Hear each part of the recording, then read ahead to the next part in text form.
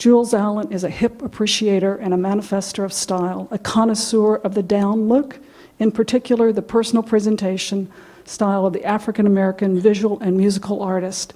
He first developed a serious interest in photography when someone photographed him and he liked the result. He became more enthused about the external aspect of photographer as artists when he saw a portrait of Gordon Parks decked out in a sheepskin coat, smoking a pipe, and flaunting a bold mustache. The personal presentation styles of the great blues idiom, musicians like Lester Young, Thelonious Monk, and especially Miles Dewey Davis inspired a visual artist with musical sensibility, high standards indeed. Be it complex or simple, subtle or blunt, Jules Allen has an understanding of style and its usage, style as appropriate language. He shows in his photographs his dress, his creative use of verbal and written language. It's cross-cultural and cross-visual. Need I say more? Please welcome Jules Allen to ICP.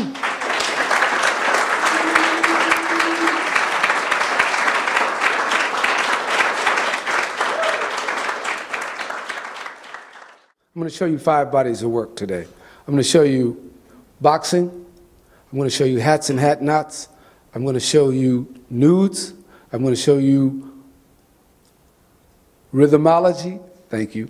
And I'm going to show you marching bands. Most of these photographs were taken in New York City. The last body of work is more outside of New York City, but it's a New York City sensibility that fueled the work.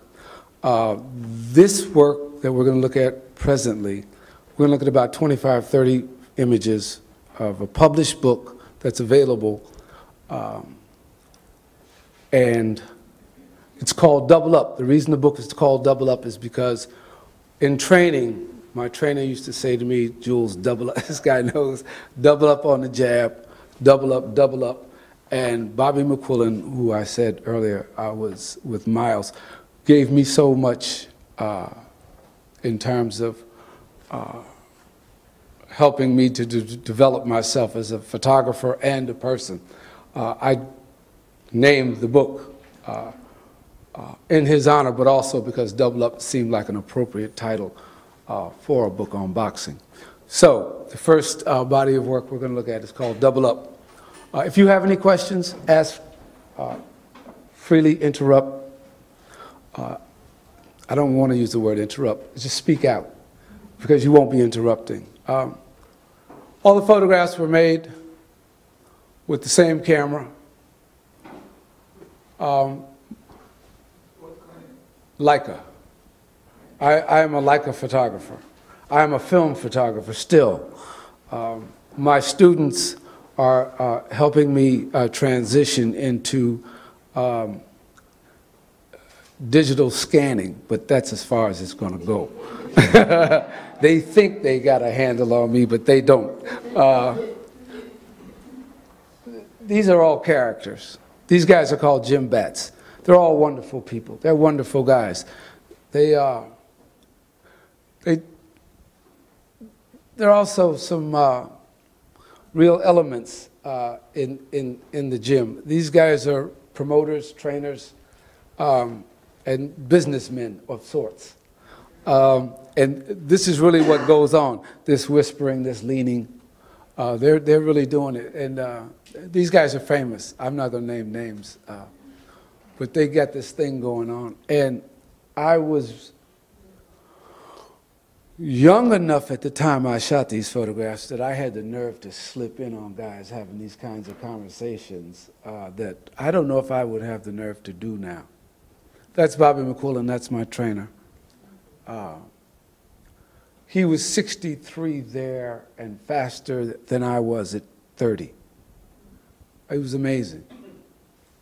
Don Turner, world-class trainer, Evander Holyfield. He was with Mike. He was with Holyfield when Mike Tyson bit his ear. It was great. He's got great stories about that stuff. I mean, I've heard some really great stories, I must tell you. That's the same gentleman that had the white suit on. He came to the gym every day. Every day he had on a different outfit. Every day was dressed. A real pistol man. Loud, loud, loud, loud, loud. This is a metaphorical photograph, something that would lead me into the next body of work as a metaphorical body of work, and learning to use metaphor as a symbol of information. But these guys, the cigar, the waving, the flailing, always in flight. Don, as my idea of what Don King must have been like. Again, businessmen of sorts.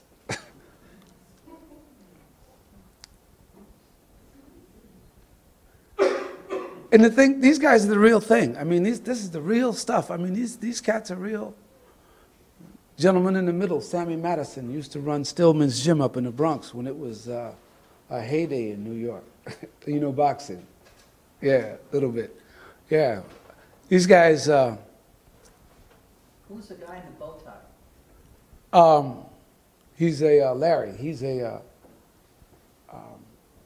real estate broker who used to come to the gym every day and train. And who now lives... I just sent him this print. He saw it in the book and bought a print, so I just sent him a print. Larry was a guy who every day trained on his lunch hour and every day fought. I mean, he sparred every day. Tough as nails, man. Tough as nails. Couldn't fight a lick, but tough as nails.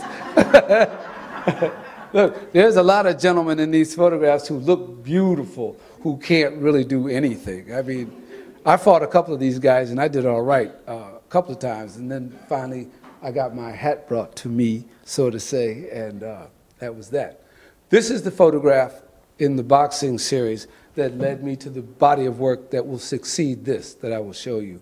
The work is all transitional. The work is all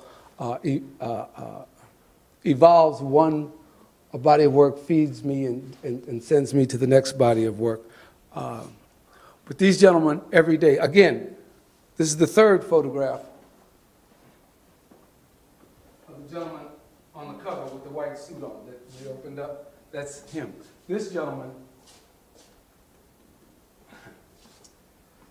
15 years in prison before he came into the gym. We used to argue every day about language and aesthetics and what was sophisticated. And he, every day, had a roll of money in his pocket, literally, and was just great. I mean, just would argue about anything. And every day there was an argument in general in the gym with these guys and everybody else. That's Sandy Saddle, the world lightweight champ, featherweight, one of the world's greatest fighters at one time. But, and that's Rocky with a pistol in his... These guys let me do all this stuff at the time I was doing it. I don't think they thought that I was very serious about, because they had never met a photographer who was trying to do what I was doing.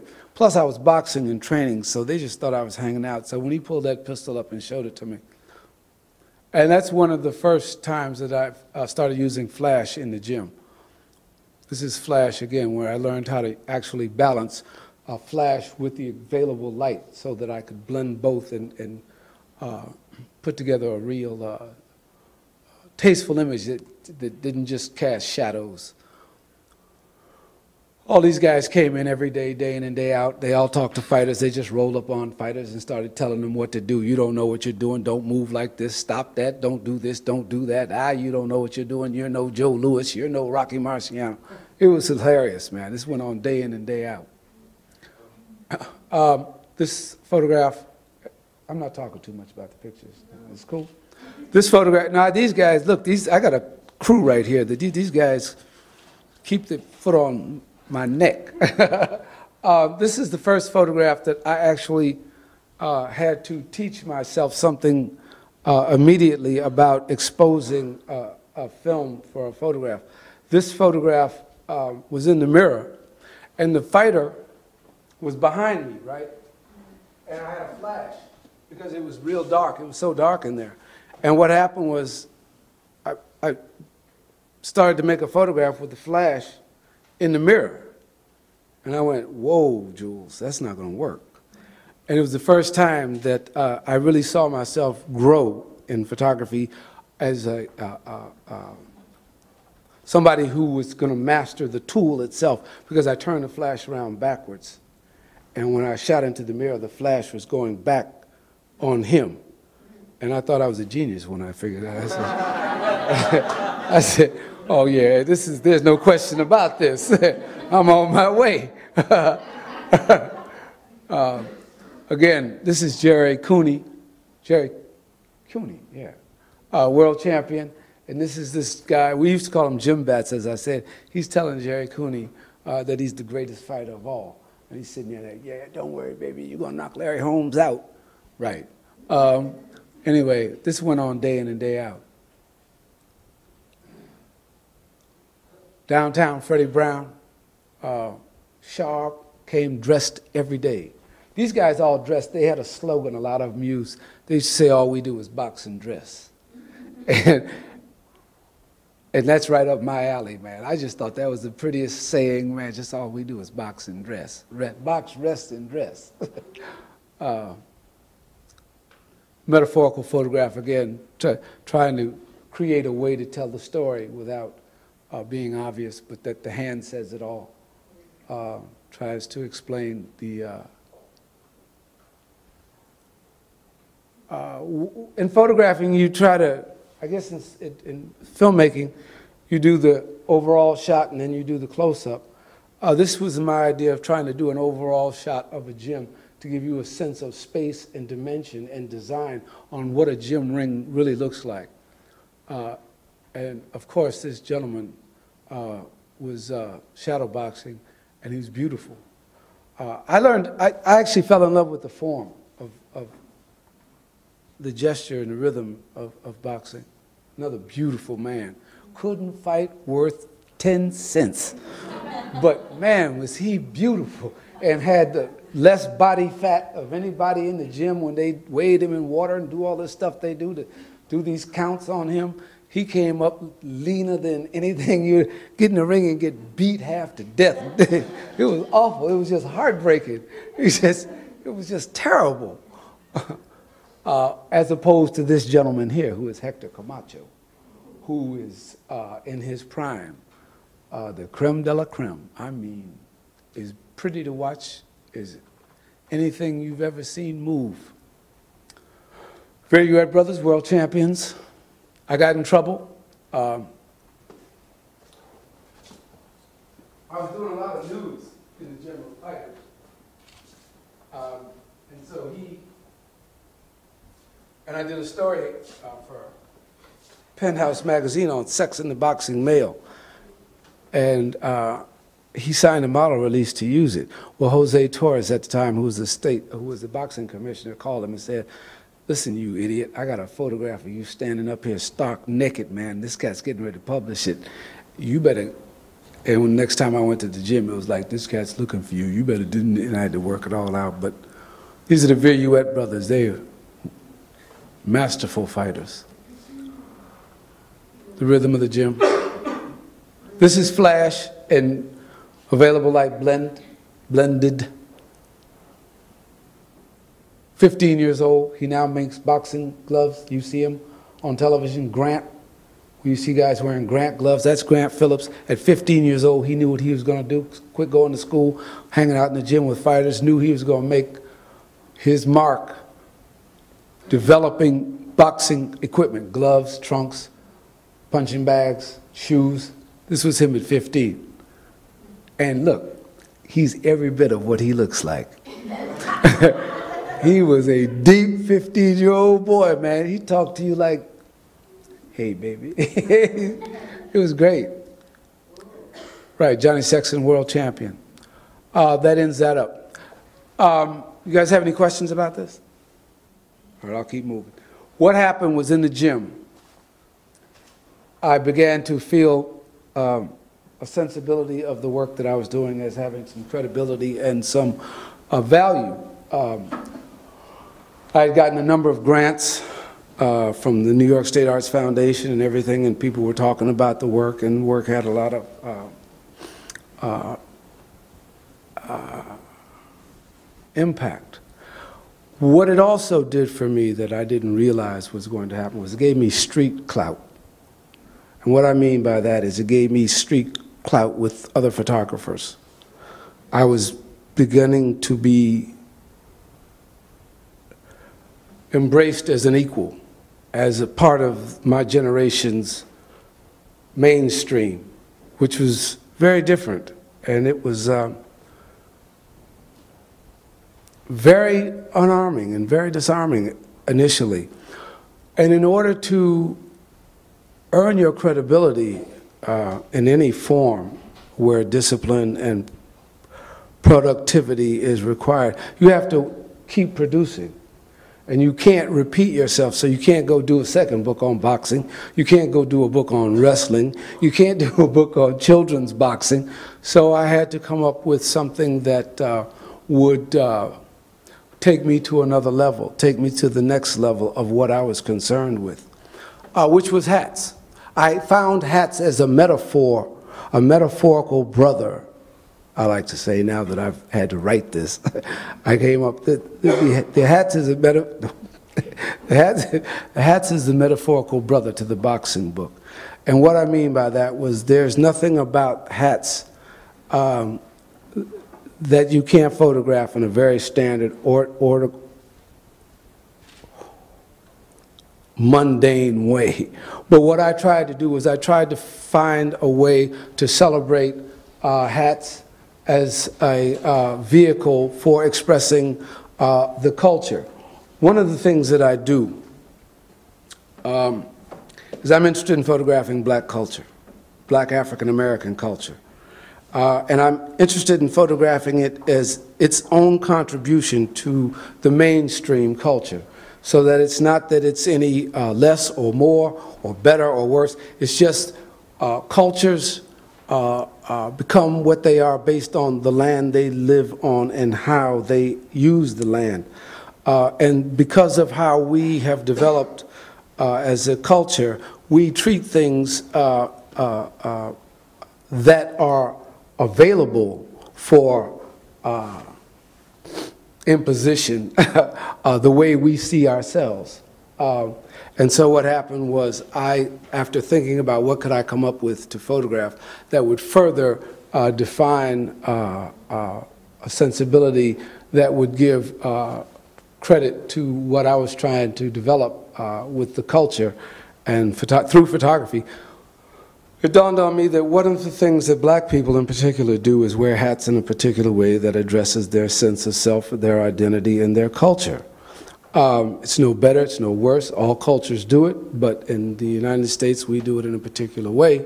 And so it became apparent to me that if I could create an evidence of hats as a real functioning thing that worked in a particular way, I would be on to something. Just some notes on hats as the metaphorical brother to boxing.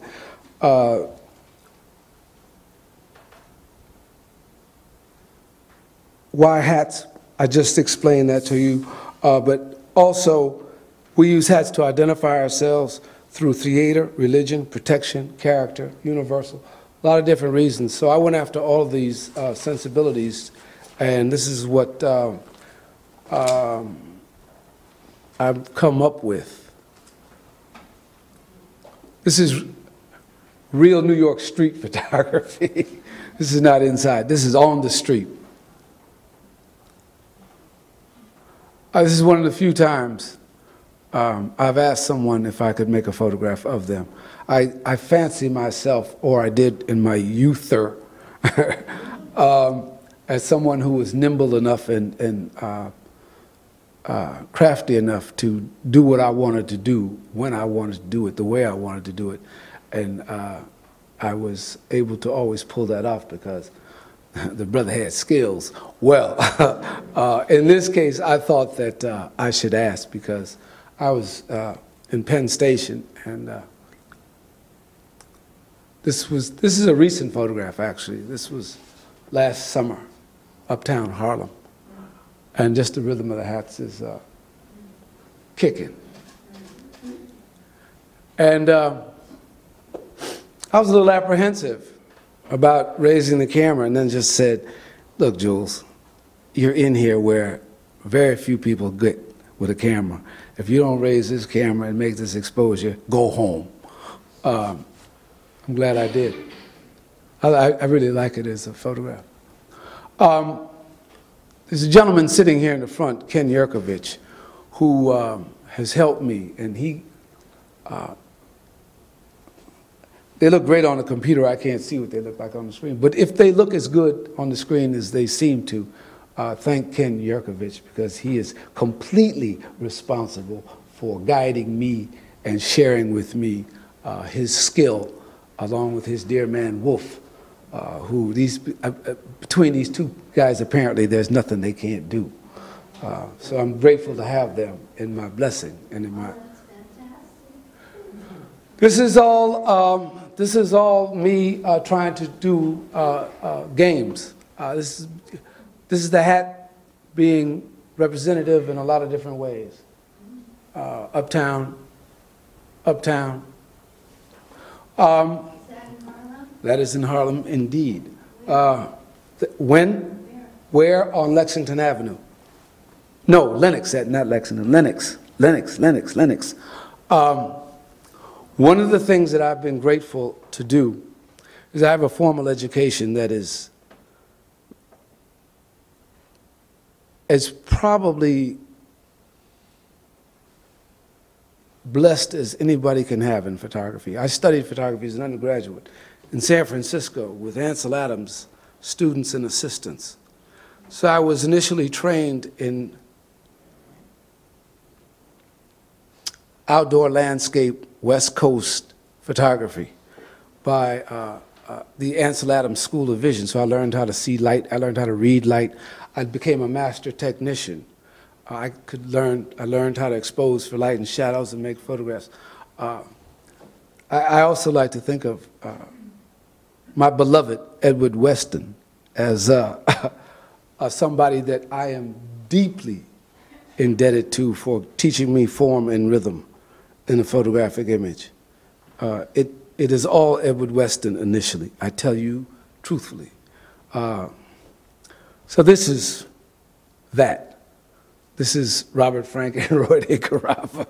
This is the New York school. Right, very different.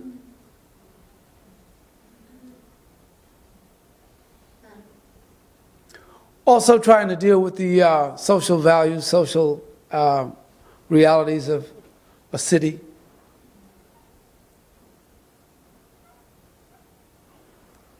I sure didn't want to talk to that guy with that hat, but he kept looking at me like.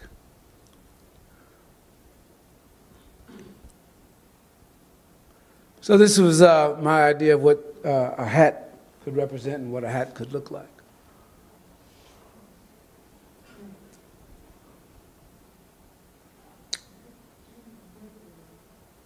Are you using one type of film or different films? I use Triumphs. Only. I use Triumphs, I use Leicas. This photograph was actually taken with a Ricoh. That small. Oh. I tell you, I have people all around trying to take care of me because I was, thank you. This photograph was taken with a small Ricoh. One of my colleagues, Professor Cambray, and I share this camera, and we are always talking about the value. It's actually a small camera. It's the size of almost a pack of cigarettes, and the lens is as sharp as a Summicron or a Leica. It's got a fixed 28 lens on it, and this is not New York City, but it's Hoboken. It's close enough. It's what would my son say? It's a bootleg New York.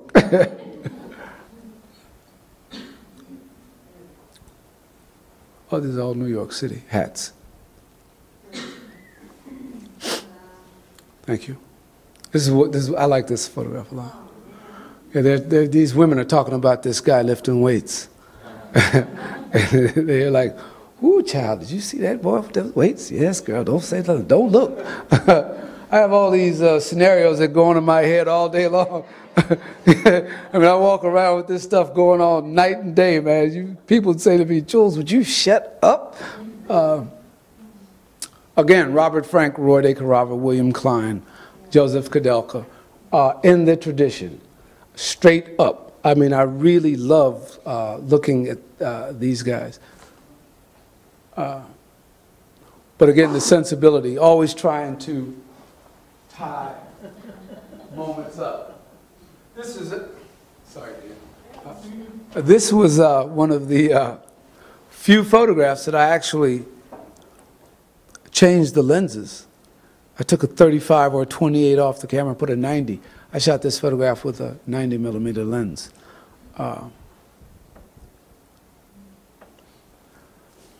I spent 20 years really making money. I don't mean like millions, please, I don't mean to imply that, but working photographer and teaching. I was photographing all along, and I picked up a body of work called marching bands and started working on that body of work. And in working on marching bands, which I'll show you later, the concept of rhythmology, a la Henry Grimes, from Baraka, from the poets, from the language sensibilities of musicians, bluesology, baptism,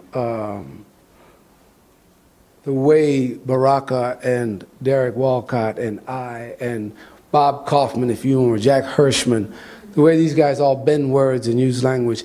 I had first seen that with Frederick Summers, a photographer who lived in Arizona, who I did a workshop with in the 70s, who not only developed his own language for photography, but made all his own tools and would talk about photography in a way that I had never heard anybody use the English language. All that led to me thinking about what I had been doing on the street all along. And so I assembled this body of work that is going to be published after the marching band body. It's called Rhythmology, and it's, again, metaphorical in content, but based on real imagery. Tricks. I like tricks. Again, close to New York, not Manhattan, but close enough. Not Manhattan either. But rhythmology. One of the things that I like to do is form and rhythm. So these are, actually I shouldn't go so fast because I actually like this photograph. And I like that one too, and I like that one too. So it's all rhythm, and the point is to try and tie human behavior up with landscape. That land dictates culture, and that we are part of it. Northeast, Southwest, Williamsburg.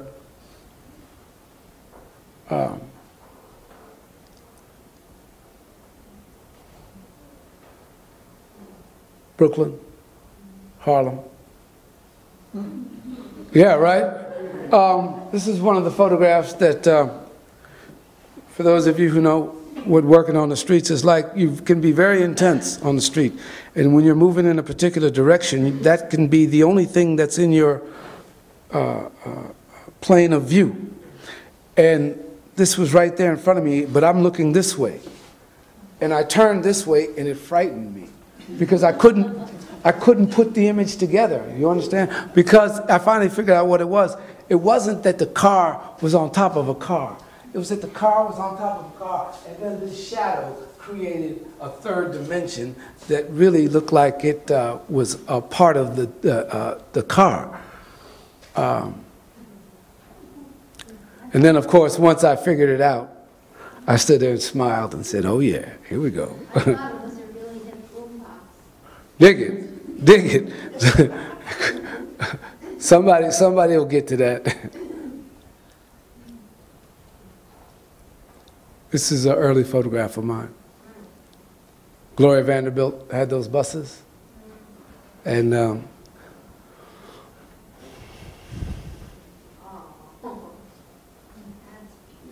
yeah, that's like father, like son, self-fulfilling prophecy.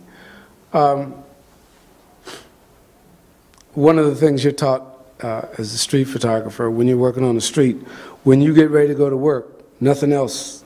You prepare, put your camera in your hand, everything else goes out the window. Nothing else. I opened the front door leaving, and the gentleman was nodding, and his son tripped over the threshold.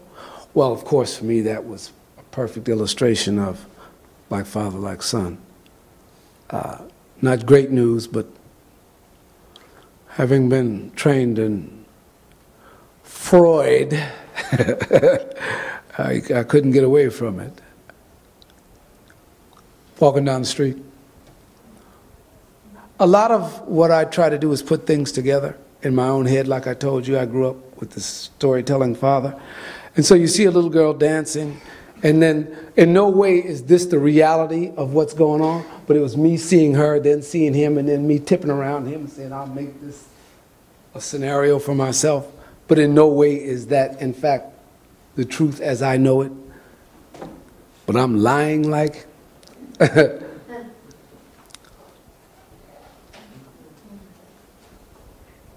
Yeah. There's a rhythm of life, and people swing.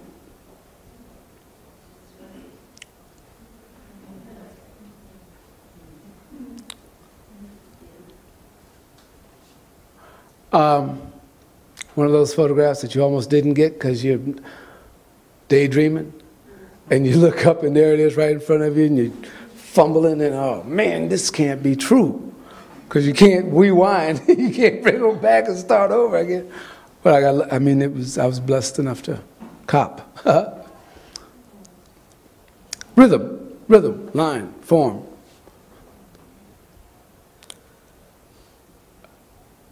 William Klein. I love this photograph. Bronx. Bronx is we used to be a great place to photograph when I was younger. All this light and shadow and buildings and behavior. He's talking to them, and they're yelling back at him, hey man, hey man. Politics. This is a photograph, I like little moments that I'm blessed to have or lucky to get. I mean, there's no way in the world that either element of these photographs would work on its own, the gold chains or just a guy's gold teeth. But that I'm standing there looking at gold chains, and here comes a guy with a mouthful of gold teeth and who opens them and smiles. It's just like, whoa, this can't be true. Bang, there it is, you get it? And all the other elements seem to work. One of the things, again, that if there are students here and you're studying, learn form. Learn form. It will save you, because you can't crop form in. You can't Photoshop form in. You've got to shoot it. One of the things that a lot of friends of mine say to me about photographing with film still is, how do you know what you're doing, man? Because they all do this.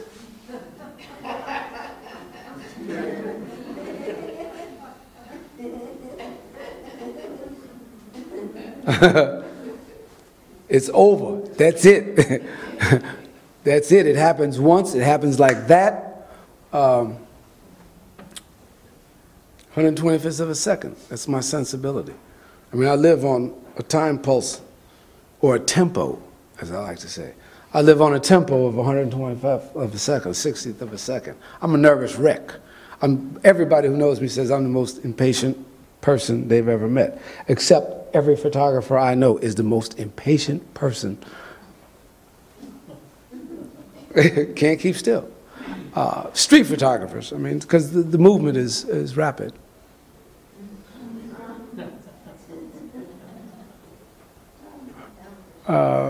Recent trip to Chesapeake Bay area. I think I'm going to start photographing down there.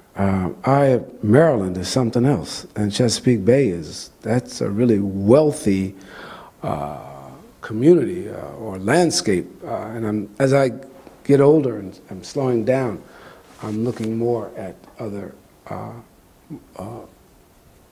avenues of imagery.